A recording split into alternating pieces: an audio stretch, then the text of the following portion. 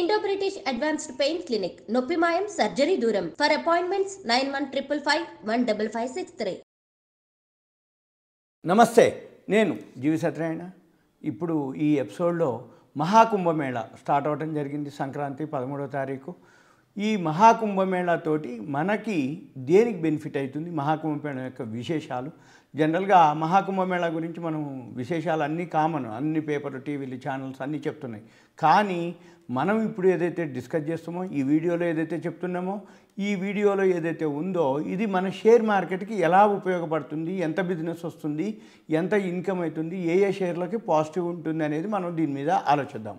అంటే ఇప్పుడు డిస్కషన్ అయితే సుమారుగా ఈ మహాకుంభమేళాకి 40 కోట్ల మంది జనం వస్తారు అనేది ఒక వార్త. దీంతో 2 లక్షల కోట్ల రూపాయలు రెవెన్యూ వస్తుంది, ఆదాయం వస్తుంది అనేది ఎలా అనేది మనం ఇప్పుడు దీంట్లో అన్నమాట. అయితే ఈ ఉత్తరప్రదేశ్లోని ప్రయాగ్రాజ్లో మహాకుంభమేళా ప్రారంభం అవడం జరిగింది.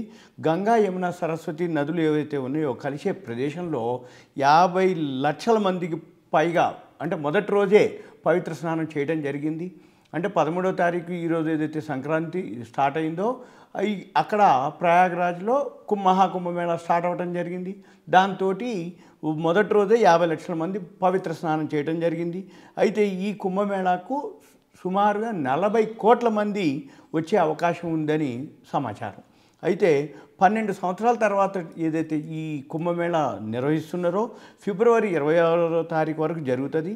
ఈ కుంభమేళా కారణంతో రాష్ట్ర ఆర్థిక వృద్ధి కూడా భారీగా పెరుగుతుంది అని చెప్పేసి చెప్పడం జరిగింది. ఈ కార్యక్రమానికి కేటాయించిన ఏదైతే బడ్జెట్ ఉందో 7,000 కోట్ల రూపాయలు. అయితే రాష్ట్రానికి వచ్చే ఆదాయం మాత్రం 2 లక్షల కోట్ల రూపాయలు ఉంటుంది అనేది ఒక అంచనా. అయితే ఈ మహాకుంభమేళా 45 రోజుల పాటు జరుగుతుంది. దీనికి సందర్శకులు ఎవరైతే టూరిస్టులు సందర్శకులు ఎవరైతే వస్తారో వాళ్ళు సగటున 5,000 రూపాయలు ఖర్చు చేస్తారు అనేది ఒక అంచనా అనమాట. అంటే ఒక మనిషి, ఒక వ్యక్తి 5,000 రూపాయలు కనుక ఖర్చు చేస్తే 2 లక్షల కోట్ల ఆదాయం వస్తుంది. అదే ఖర్చు 5,000 నుంచి 10,000 కనుక చేస్తే 4 లక్షల కోట్ల రూపాయలు వస్తుంది. అంటే ఆ ప్రోరేటాలు, అంటే సుమారుగా ఒక వ్యక్తి 5,000 కనుక ఖర్చు పెడితే 2 లక్షల కోట్లు, 6,000 ఖర్చు పెట్టిండా, 7,000 ఖర్చు పెట్టిండా, ఆ ప్రకారం సుమారు 10,000 కనుక ఖర్చు పెట్టగలిగితే, ఖర్చు పెట్టగలిగితే కాదు, పెట్టినట్లయితే ఎవరి స్థాయిని బట్టి, ఎవరి స్తోమతను బట్టి, వాళ్ళు ఎవరైతే టూరిస్టులు ఉన్నారో వాళ్ళ దాన్ని బట్టి సుమారుగా 2 లక్షల నుంచి 4 లక్షల కోట్ల రూపాయలు ఇన్కమ్ వస్తుందని ఒక అంచనా. అయితే 2019లో అర్ధకుంభమేళా జరగడం జరిగింది. ఆ రాష్ట్ర ఆర్థిక వ్యవస్థకు 2019లో 1.2 లక్షల కోట్ల రూపాయలు ఇన్కమ్ రావడం జరిగిందని ఉత్తరప్రదేశ్ ముఖ్యమంత్రి యోగి ఆదిత్యనాథ్ గారు వెల్లడించడం జరిగింది. అయితే 2019కి 2025కి వచ్చేటప్పటికి మనకి ఒక 4 సంవత్సరాలు ప్లస్ అయింది కాబట్టి అప్పుడు 1.2 లక్షల కోట్ల ఇన్కమ్ వస్తే ఈ సంవత్సరం 2 లక్షల కోట్ల పైన వస్తుంది అనేది ఒక అంచనా. ఈ 2 లక్షల కోట్ల రూపాయలు ఏదైతే ఉందో అప్పుడు ఆ సమయంలో 24 కోట్ల మంది కుంభమేళా సందర్శించారని డేటా. అయితే ఆ డేటాతో పాటు అంటే అప్పుడు ఈ కార్యక్రమం సంగమమే కాకుండా సాంస్కృతిక సంగమం అని, ఇది భిన్నత్వంలో ఏకత్వంగా అభివర్ణించడం జరిగింది. ఇకపోతే ఈ మహాకుంభమేళా ఏదైతే ఉందో ఈ మహాకుంభమేళా ఈ ప్రత్యక్ష ప్రసారాలు జరుగుతూ ఉన్నాయి. అయితే ఎవరైతే అంటే గ్లోబల్గా యాత్రికులు ఇండియా నుంచి అనుకోండి, వేరే విదేశాల నుంచి అనుకోండి, అన్ని రాష్ట్రాల నుంచి కూడా రావడం జరుగుతుంది. ఈ మహాకుంభమేళా అనేది ఒక విశ్వాసం అన్నమాట. ఏది గంగా, యమున, సరస్వతి ఏదైతే సంగమం ఉందో అక్కడ ఆ కుంభమేళా ఏదైతే ఉందో విశ్వాసం, మానవత్వ సంగమంగా మార్చారనమాట. అయితే ఇది ప్రతి 12 సంవత్సరాలకు ఒకసారి నిర్వహించడం జరుగుతుంది. దీన్నే మహాకుంభ అనేది మనం మతపరమైనటువంటి అనమాట. అయితే దీంతో ఏదైతే మనము ఈ 2025లో ప్రపంచవ్యాప్తంగా 45 రోజుల పాటు ఆధ్యాత్మిక యాత్రకి ఇది నాందిగా ఉంటుంది. ఫిబ్రవరి 26 వరకు ఈ మహాకుంభమేళా జరుగుతూ ఉంటుంది. అయితే ఎక్కువ శాతం అందరూ ఏంటిదంటే ఒక సెంటిమెంటు, గంగా, యమున, సరస్వతి త్రివేణి సంగమంలో ఏదైతే వాళ్ళు పవిత్ర స్నానం చేస్తారో వాళ్ళ యొక్క ఏదైతే వాళ్ళ పాపాలు ప్రక్షాళన అవుతాయి అనేది ఒక ఆధ్యాత్మిక మోక్షాన్ని కోరుకోవటం జరుగుతుంది. అయితే దీన్ని ఏమంటారంటే పౌర్ణిమ అంటారు. ఇది ఈరోజు సంక్రాంతి 13 తెల్లవారుజాము నుంచే మొదలు కావడం జరిగింది. అయితే దీంతో పాటు పెద్ద ఎత్తున విదేశీ సందర్శకులు అంటే టూరిస్టులు, మళ్ళీ మన వాళ్ళు దీన్ని షాహీ స్నాన్ అంటారు. ఈ పౌర్ణిమ అంటే సంక్రాంతి రోజు ఏదైతే పౌర్ణిమ ఉందో ఇది 150 సంవత్సరాలకు ఒకసారి వస్తుంది అనేది ఈ పౌర్ణమి తిథి ఏదైతే ఉందో అది. దీన్ని షాహీ స్నానం సోమవారంతో ప్రారంభమైంది. శివుడికి ఇష్టమైన రోజు సోమవారం ఇదంతా అనమాట. అయితే దీన్నంతా కూడా మనకి ఇది ప్రతి 144 సంవత్సరాలకు ఒకసారి జరిగేటటువంటి అరుదైన ఖగోళ అమెరికాని అనుభవించడం జరుగుతుంది. అయితే దీన్ని ఏదైతే ఉందో అంటే అక్కడ అఘోరాలు అనుకోండి, నాగసాధువులు అనుకోండి, మనవాళ్ళు అనుకోండి, టూరిస్టులు అనుకోండి, ఆధ్యాత్మిక ప్రపంచంగా ఆ మహాకుంభమేళ జరగటం జరుగుతుంది. అయితే ఇది ఏదైతే మహాకుంభమేళ ఉందో లైవ్ ఉన్నాయి.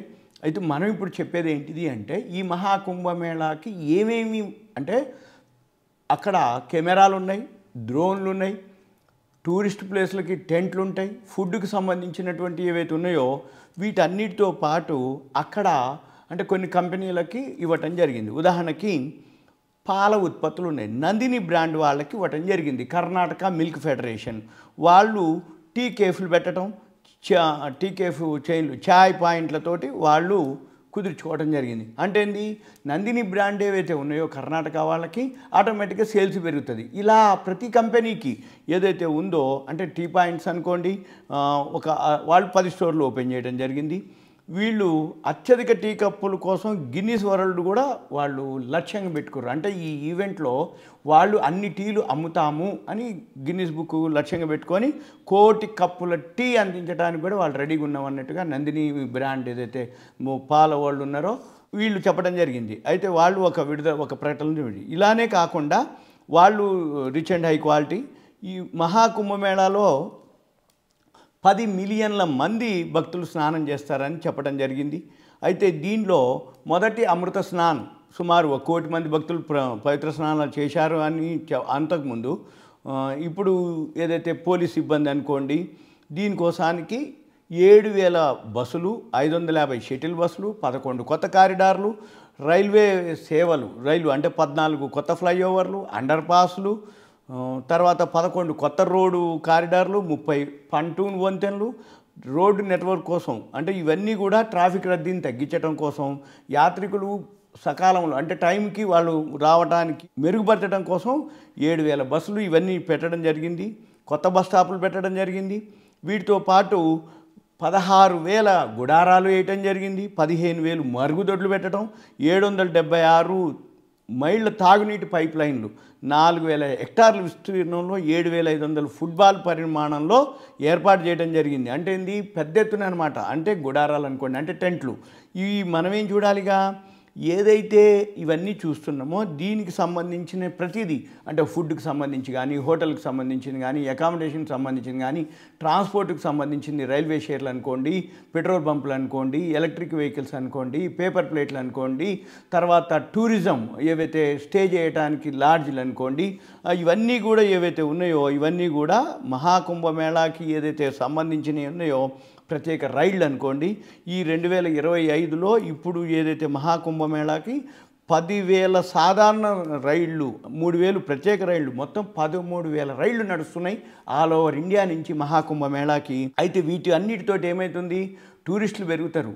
ఆ టూరిస్టులు ఏదైతే ఆధ్యాత్మిక ఆ మహాకుంభమేళాకి వచ్చేటప్పటికి వాళ్ళు ఏదైతే ఉందో ఇవన్నీ కూడా దీనికి సంబంధించి అంటే కటౌట్లు అనుకోండి, అడ్వర్టైజ్మెంట్ అనుకోండి, ప్రతిదీ అంటే ఒకటి కాదు ప్రోడక్టు ఏదైతే ఉన్నాయో FMCG fast moving consumer goods అనుకోండి, అంటే ఫుడ్కి సంబంధించినవి తినేవి తాగేవి ఇవన్నీ కూడా సేల్స్ కానీ అవన్నీ పెరగటం. అంటే కొన్ని కంపెనీలు అడ్వర్టైజ్మెంట్ చేసుకుంటాయి. అక్కడ ఆ అడ్వర్టైజ్మెంట్ చేసుకున్నప్పుడు ఆ ప్రోడక్ట్స్ ఏవైతే ఉన్నాయో సేల్స్ పెరుగుతాయి.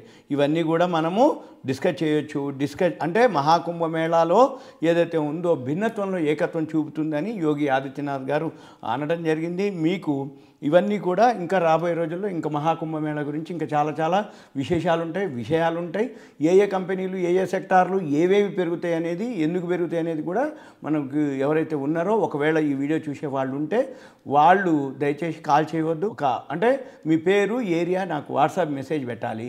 ఒకవేళ మీకు ఏదైనా డౌట్ ఉంది అంటే కంటెంట్ రూపంలో, సపోజ్ ఇప్పుడు రైల్వే స్టాక్స్ అన్నాం, ఫుడ్ FMCG స్టాక్స్ అంటాము, రైల్వే కానీ మహాకుంభమేళాకు రిలేటెడ్ ఏవైతే పాజిటివ్ ఉన్నాయి అనుకోండి, అవన్నీ మీకు కావాలంటే మాత్రం కొంచెం పర్సనల్గానే ఉంటుంది. కాబట్టి మీరు ఎవరైతే ఉందో ఇదంతా awareness, education, information, knowledge purpose. మన పని ఎంతసేపటికి ఏ కంపెనీ ఏ సెక్టారు ఎందుకు పెరుగుతుంది అనేది కనుక గుర్తుపట్టగలిగితే షేర్ మార్కెట్లో ఈజీ అనమాట.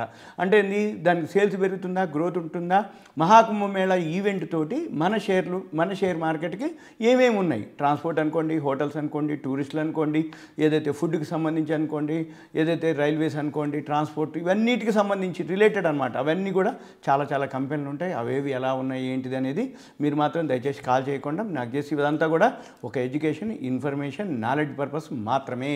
Thank you. సెలవు.